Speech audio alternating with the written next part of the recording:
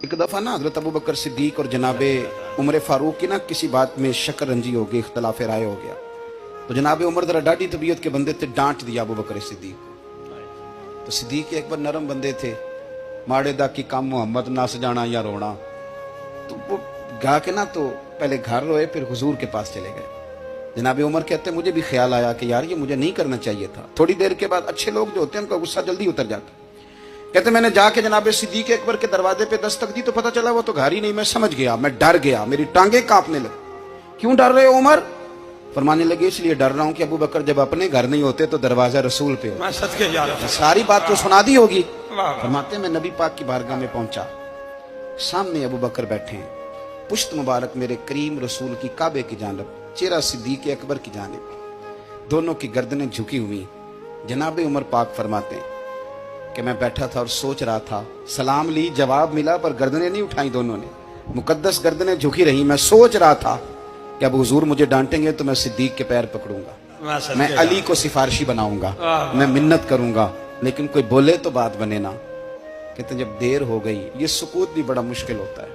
ओहो, अगर कभी वो चुप कर जाए तो ये भी बड़ा मसला है, महबूब भी चुप कर जाए। कहते मैं बड़ा परेशान हुआ, जब मेरा कलेजा मुंह को आया ना तो जनाबे उमर कहते मैं बोलने लगा तो आंसू मेरे पहले निकल गए। अल्लाहू अकबर। तो मैंने रो के कहा सोनिया भूल गया था, मैं गया था अबू बकर के घर माफी मांगने, पर ये यहाँ आ गए। ये मेरे दोस्तों, इसे मेरी तकरीर ना समझना, मेरे रसूल पाक के ये असल लफ्ज आपको किताब में मिलेंगे। आप तब खातिब ने साथ उठा के देखें। जनाबे उमर कहते हैं मैंने अर्ज की हुजूर मैंने गलती समझ ली थी, मैं गया था अबू बकर के घर हुजूर, मैं भूल गया था। फरमाते हैं नबी पाक ने जब गर्दन मुबारक उठाई तो हुजूर की दाढ़ी आंसुओं से भरी हुई। और लफ्ज क्या थे? फरमाया उमर तुम मेरी खातर मेरे अबू बकर को माफ नहीं कर सकते थे?